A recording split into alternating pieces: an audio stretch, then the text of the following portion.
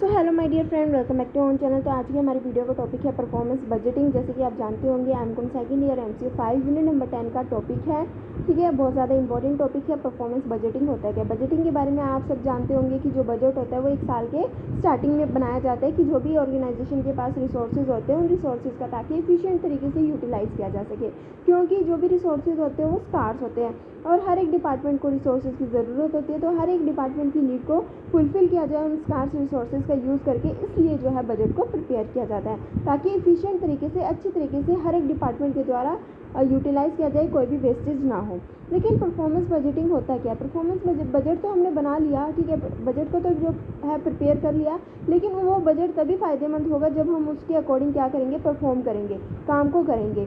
ठीक है, तो यहाँ पे क्या किया जाता है, बजट बनाया जाता है हर एक डिपार्टमेंट के द्वारा। हर एक डिपार्टमेंट अपने अपना बताता है कि उसको कितने फाइनेंस की ज़रूरत है, कितने फंड्स की नीड है, उसके अकॉर्डिंग डिसीजन मेकिंग की जाती है और जो बजट है उसको प्रिपेयर किया जाता है। तो बजटिंग के अंदर फाइनेंसिंग का यूज़ किया जाता है कि फाइनेंशियल प्लानिंग को देखा जाता है, लेकिन परफॉर्मेंस बजटिंग में हम फिजिकल और फाइनेंशियल प्लानिंग दोनों को ही देखते हैं कि क्या हमारे वर्कर्स कैपेबल है काम करने के लिए। हम उनको क्या देते हैं, रिस्पॉन्सिबिलिटी देते हैं कि कितना रिवेन्यू है, कितना एक्सपेंडिचर उनके पर्टिकुलर डिपार्टमेंट में होगा, पर्टिकुलर सेंटर में होगा।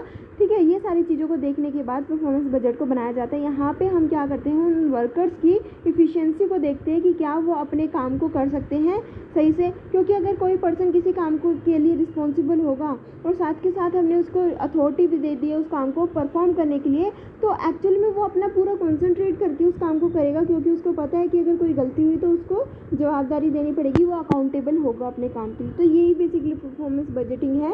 इसी चीज़ के बारे में हम जो है आज की वीडियो में पढ़ने वाले हैं। आई होप आप सभी को समझ में आ गया होगा। अब हम रीड आउट कर लेते हैं ताकि और क्लैरिटी जो है इस टॉपिक के बारे में आ जाए। Performance budgets are framed in such a manner that item of expenditure and receipt for a budget period relate to a specific responsibility centers are linked with the physical performance of that center। तो ये कहा गया कि जो भी हमने budget बनाया है एक स्पेसिफिक डिपार्टमेंट का, एक स्पेसिफिक सेंटर का, ठीक है, उसको हम किसके साथ लिंक करते हैं, उस पर्टिकुलर सेंटर की फिजिकल परफॉर्मेंस के साथ लिंक करते हैं। कि सिर्फ बजट बनाना ज़रूरी नहीं होता, उसको परफॉर्म करना भी, फिजिकली वो परफॉर्मेंस शो करना भी बहुत ज़्यादा बेहतर है। कि जो बजट बना दिया उस बजट में रह के ही हमें काम करना है। ठीक है, उस बजट से हमें बाहर नहीं जाना। अगर उस बजट से हम बाहर निकल गए तो हमारा बजट बनाने का कोई फ़ायदा ही नहीं हुआ और हम अपने ऑब्जेक्टिव को भी अचीव नहीं कर पाएंगे। तो इसलिए हम क्या करते हैं, पर्टिकुलर सेंटर को उस बजट के साथ क्या करते हैं, कंपेयर करते हैं, लिंक करते हैं कि जो बजट हमने बनाया इस बजट में रह के आपको क्या करना है, परफॉर्म करना और ऑब्जेक्टिव को अचीव करना है। So the main issues involved in the preparation of the performance budget is the development of work program and the performance expectations by assignment of responsibility. It is essentially for the attainment of the objective. Also, in this approach, this is not only a financial plan but also a work plan in terms of work done and products produced.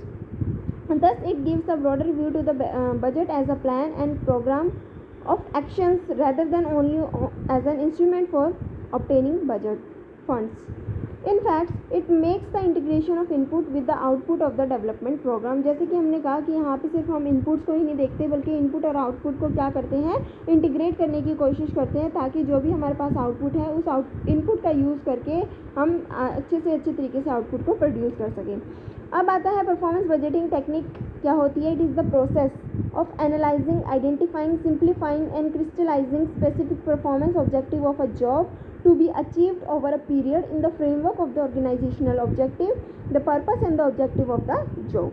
So what are the main objective of the performance budgeting? Okay, the main objective of the performance budgeting are to coordinate the physical and financial aspect. ये हमारे जो भी हम financial aspects, जो भी हमने budget बनाया है उसको हमने क्या करना है, फिजिकल एस्पेक्ट्स के साथ, यानी कि एक्चुअल में उस बजट के अकॉर्डिंग हमें एक्चुअल परफॉर्मेंस को परफॉर्म करना है। सेकंड जो मेन ऑब्जेक्टिव होता है परफॉर्मेंस बजटिंग का, is to improve the budget formulations, review and decision making at all the level of the management. कि जो भी हमने बजट बनाया उसको टाइम पे रिव्यू करना। ठीक है, कई बार ऐसा पॉसिबल नहीं होता कि जो भी हमने बजट बनाया उसके अकॉर्डिंग ही हम क्या कर सकें, परफॉर्मेंस कर सकें, क्योंकि जो इन्वायरमेंट होता है वो क्या ऐसा होता है, एवर चेंजिंग इन्वायरमेंट होता है। इन्वायरमेंट के चेंज होने की वजह से, पॉलिसीज़ के चेंज होने की वजह से हम उस बजट को यूज़ नहीं कर सकते। इसलिए हमें बजट को क्या करना पड़ता है, रिव्यू करना पड़ता है। ठीक है, फिर से नए जो है चेंजेस लाने पड़ते हैं, फॉर्मुलेट करना पड़ता है।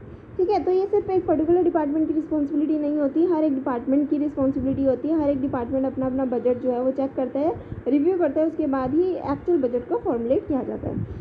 थर्ड पॉइंट आता है कि to facilitate better appreciation and review by controlling authority as the presentation is more purposeful and intelligible, कि समय समय पे जो है बजट को रिव्यू करते रहना चाहिए और उसको कंट्रोलिंग अथॉरिटी के द्वारा कंट्रोल भी किया जाना चाहिए।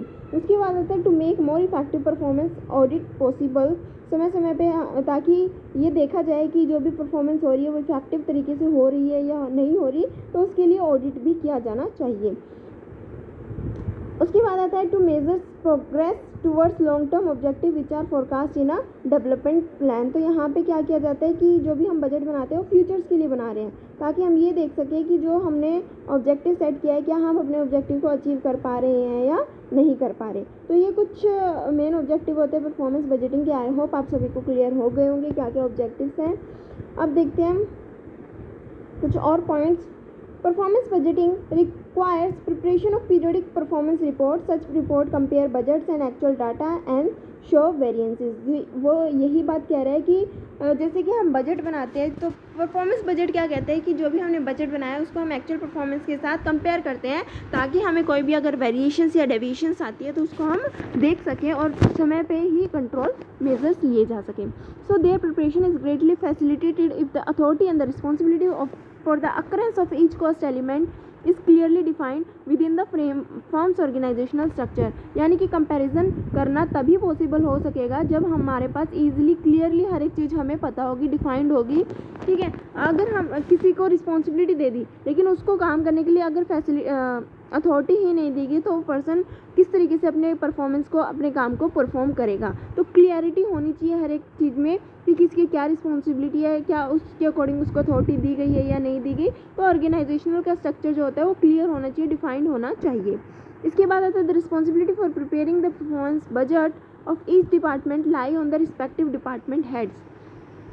Periodic reports from various sections of the department will be required by the departmental head, who will submit a summary report about his department to the budget committee. The report will be in the form of comparison of budgeted and actual figures, both periodic and cumulative. Purpose of preparing these kinds of report is to promptly inform about the deviations in actual and budgeted activities to the person who has the necessary authority and responsibility to take necessary actions to correct the deviations from the budget. अब क्या कहा गया कि जो भी हर एक department होता है वो क्या करता है, एक तरीके से अपने अपने डिपार्टमेंट का, रिस्पेक्टिव डिपार्टमेंट का बजट बनाता है और वो जो बजटिंग कमेटी है उसको दे देता है, ताकि वो क्या कर सके, उसको रिव्यू कर सके। एक्चुअल परफॉर्मेंस और बजटेड परफॉर्मेंस को क्या किया जाता है, कंपेयर किया जाता है, ताकि समय पे, टाइम पे रहते हुए वो बजटरी अथॉरिटी या फिर वो कंट्रोलिंग अथॉरिटी जिसके पास क्या है, कंट्रोल है, जो कंट्रोल एक्शंस ले सकती है किसी भी तरीके की डेविएशंस आती है और ये देख सकती है कि क्या रीजंस है डेविएशंस आने की। ठीक है, so thus the performance budgeting lay immediate stress on the achievement of the specific goal over a period of time. However, in the long run it aim at continuous growth of the organization so that it continue to meet the dynamic needs. So it enable the organization to be sensitive and adaptive, preventing it from developing rigidity which may retard the process of growth. तो इसका basically क्यों use किया जाता है, ताकि हम अपने time के अंदर, अपने जो भी पर्टिकुलर पीरियड ऑफ टाइम है उसके अंदर अपने गोल को अचीव कर सके बिना किसी टेंशन के, स्ट्रेस के। ठीक है, और साथ ही साथ जो भी हमारा ग्रोथ है उसमें किसी भी तरीके की प्रॉब्लम ना आए, हमारे बिजनेस की ग्रोथ में किसी भी तरीके की प्रॉब्लम ना आए। तो ये थी आज की हमारी वीडियो। आई होप आप सभी को टॉपिक अच्छे से क्लियर हो गया होगा, समझ में आ गया होगा कि परफॉर्मेंस बजटिंग होता क्या है। अगर आप बुक में से पढ़ोगे तो आपको बिल्कुल भी क्लियर नहीं होगा। तो वीडियो अच्छी लगी तो लाइक, शेयर, सब्सक्राइब करना मत भूलना। Thanks for watching.